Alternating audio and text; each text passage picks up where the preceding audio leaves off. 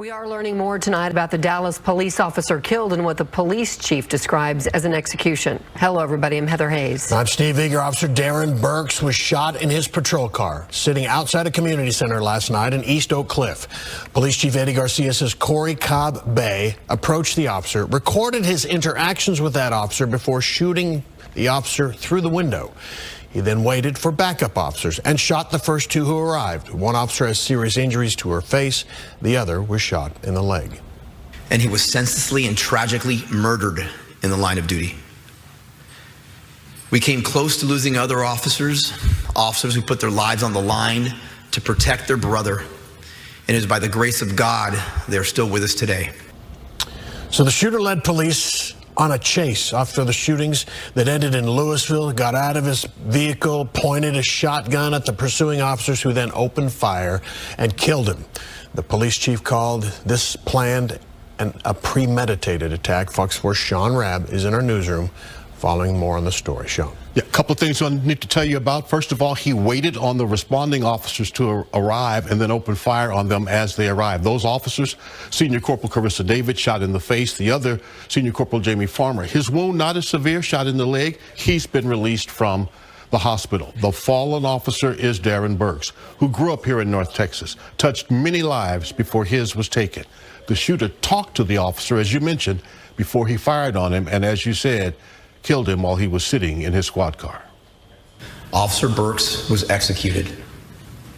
Our preliminary investigation has determined that on Thursday, August 29th at 10:02 p.m., the suspect, identified as 30-year-old Corey Cobb Bay, a black male, arrived in the 900 block of East Ledbetter Drive and parked his white Buick. At 10:04, Officer Burks arrived at the location and parked near the front entrance of the building between call assignments. Cobb Bay approached Officer Burks and talked with him briefly through the driver's side window as he recorded the encounter with a cell phone. The suspect then pulled out a handgun and executed Officer Burks as he sat in his vehicle. Scores of officers, shook by 3 fellow officers being shot, gather at Methodist Hospital in the pre-dawn hours, where new police officer Darren Burks was brought after being ambushed as he sat in his police vehicle in the 900 block of East Ledbetter a little after 10 Thursday night. The shooting, senseless to the entire police community. Why are we dying at the hands of a person and we're not even in conflict with you? You don't even know me. You don't know any of these officers, but you go into combat with an officer? You blindsided? That's terrible. Burks was able to somehow transmit over his radio after being shot. Backup showed up. Both were shot. The female officer, more serious, taken to Baylor Hospital. Either she or her training officer may have been able to return gunfire, possibly hitting the suspect, who took off in a white sedan with more officers in chase. Part of that captured by TxDOT cameras along I-35 North in Louisville. The suspect stopped on the freeway and got out. When that suspect exited that vehicle, he had a long gun. Dallas police officers then shot at the suspect, fired at the suspect, and he died at that scene. Officer Darren Burks graduated Lake Highlands High School in Richardson in 1998. Later, continuing his education at Paul Quinn College. Yeah, he was part of the first graduating class when I became president in 2007. Quinn president, Dr. Michael Sorrell. Darren was a loved member of this community. He was a wonderful fraternity member to his brothers at Omega Psi Phi. He was a wonderful alum to Paul Quinn. He invested in his institution, and we will miss him. We will honor his memory, and we are grateful that we knew him for the time we had him. We just wish we had him for longer. Burks shaped young minds at Texan Can Academy, where he taught math 17 years, all before a different calling with Dallas Police. The school sharing, he was not only an excellent educator, but a mentor to countless students and a cherished friend to the entire Pleasant Grove educational community. He was a salt of the earth, fundamentally good brother. This is one of those pains that will not go away anytime soon. With 2 officers suffering gunshot wounds and a city in mourning for Officer Darren Burks, who entered the Dallas Police Academy last year, Sheldon Smith, Black Police Association, says it's time to remind that police lives matter too. And the person that would risk his life for you, drive 100 miles an hour to get to you to help you, never met you in your entire life, but they'll risk their lives for you, you shoot and kill him? All right, I want to share with you now what we know about the suspect, Corey Cobb Bay, 30 years old. This is a bookend photo from a previous arrest. We could find nothing more than traffic violations like no insurance, no driver's license, failure to ID, giving a false name, but nothing violent like this. From social media, though, he posted a video just 3 days ago showing him walking up to officers in an unmarked squad car, don't know exactly where this is, recording his questioning of them. And cryptically, just 1 day ago, he posted about an event that was happening, he said, on Friday. Now, the police chief said he would release video of the encounter, body cam, dash cam video Monday, but that the surveillance video from the cameras at 4 Oak Cliff Community Center said that video cannot make that public. Too graphic to watch. Sad, sad story. All right, Sean Rabb in the newsroom. Sean, thanks. All right. So several local and state officials have released statements following the attack last night. Texas Governor Greg Abbott releasing a statement saying, quote, Texas grieves with the family and loved ones of the Dallas police officer killed in the line of duty last night. Our hearts are with Dallas PD and the entire Dallas community. Now, NBC5 Investigates has gathered information about the suspect. Our team spoke with Corey Cobb Bay's family, community members, and the police chief himself about the suspect and disturbing posts online. In a call with NBC5 Investigates, the mother of Corey Cobb Bay said she was stunned, saying, quote, "It's hard for me to believe he did any of the things they say he did," end quote.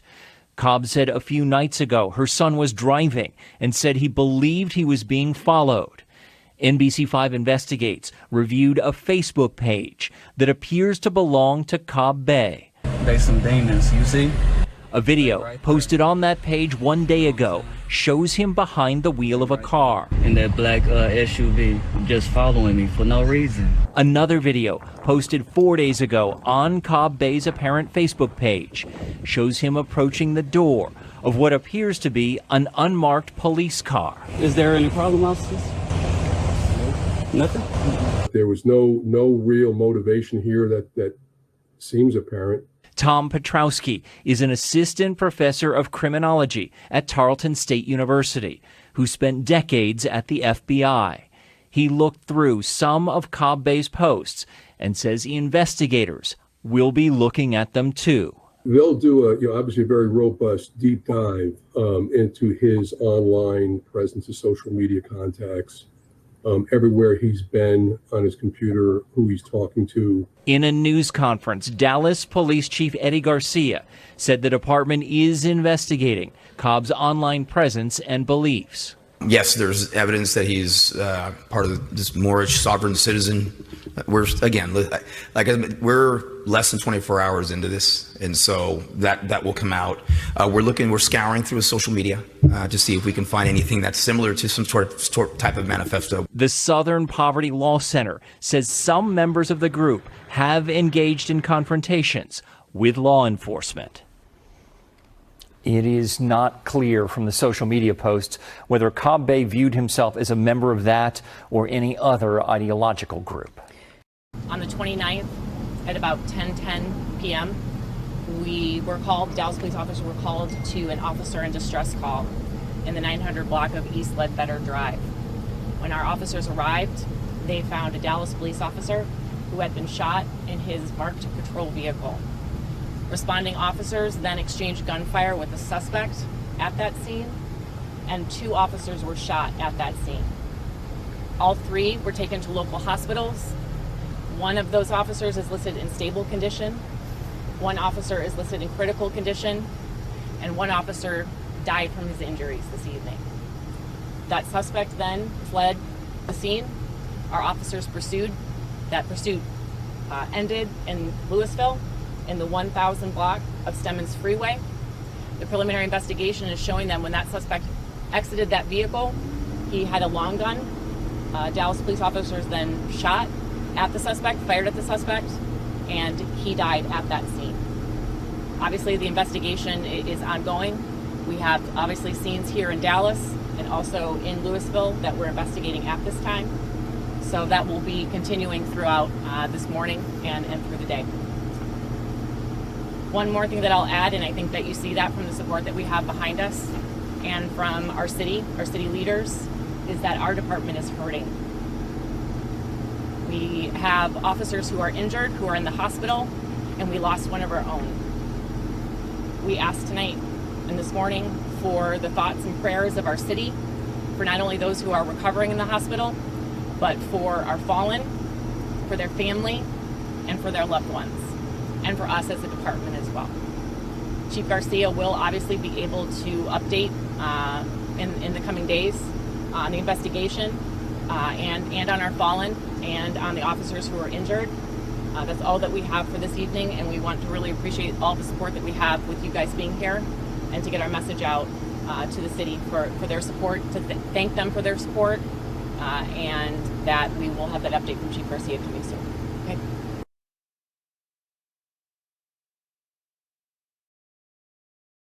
The radio is calm in a pressure-packed critical incident.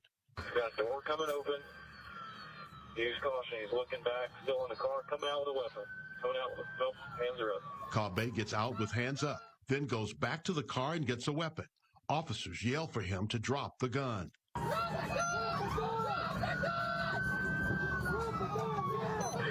a weapon in hand. He's got a weapon in hand, walking back towards officers. The camera zooms in and freezes so you can see the weapon. Cobb keeps walking towards officers who are still yelling commands. 6 officers open fire. Cobb falls. Looks like a good vehicle, weapon in hand. Roll EMS. Roll EMS. Corey Cobb died on Interstate 35. His violence already done. 2 officers injured, and rookie officer Darren Burks lost his life.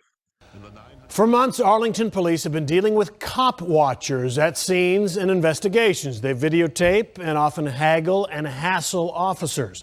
Well, now, after the first arrest, the police chief is talking about the concerns and how they have been handling these situations. Brandon Todd is in our Fort Worth newsroom right now with an interview you'll see only on Fox 4. Brandon.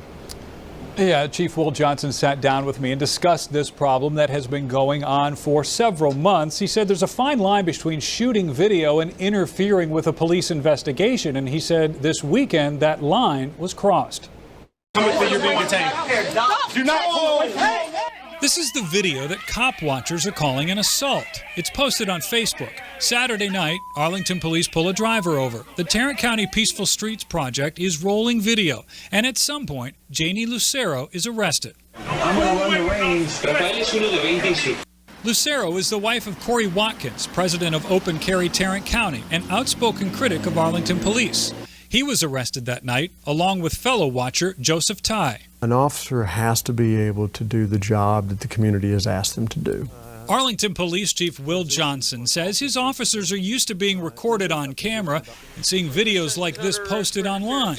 In this particular instance, he says his officers on scene asked around 20 or so people, many of them shooting video of the traffic stop, to step back to a certain distance to give his officers room to work. With any type of external variables, whether it might be cars or roadway or speed or people, pedestrians, that might distract them from their ability to do their job. Normally, all we see is video posted by the cop watchers, but in this case, Arlington Police released some of their video to Fox 4 News. From the dash camera of a backup officer, this is what the officer saw when he arrived on scene. The person you hear yelling at the officer is Corey Watkins. You're about to hit my wife with your Johnson says the watchers were surrounding his officers from 3 sides. And as you see in this video, Corey Watkins was armed with a black powder pistol, which is legal to open carry in Texas. That they're responsible for the safety of those that are on the scene that they are conducting. And we have to make sure that all parties' interests are represented in that. The attorney for Watkins and his wife, Alex Kim, says Watkins was minding his business, complied with officers' requests, and was arrested anyway. They were quiet, they weren't disturbing anybody, they were on the sidewalk on a public street just recording the police like they're entitled to do. Kim says Watkins was arrested in the same area he was asked to stand by police. And then one officer came around and grabbed her individually and started pulling her out, and that's when she jerked away. My inclination is things mostly because she didn't even know who was grabbing her. It was just kind of a knee-jerk reaction. Chief Johnson says he has asked for dialogue with these groups. We haven't been able to get anyone to accept that invitation. We're still open to doing that. Now, Chief Johnson also pointed out that night, 2 times prior to that incident, there were traffic stops that were being recorded by multiple people. And he says, Steve, in those particular cases, there were no issues whatsoever. 2 questions quickly on that first one. Were the same people involved in the protest or possibly different at the different locations? It's likely that they were the same people. Okay. A group of people gathered together videotaping, but he had no way of knowing what names or what specific people were at all 3 of those. Got it. And if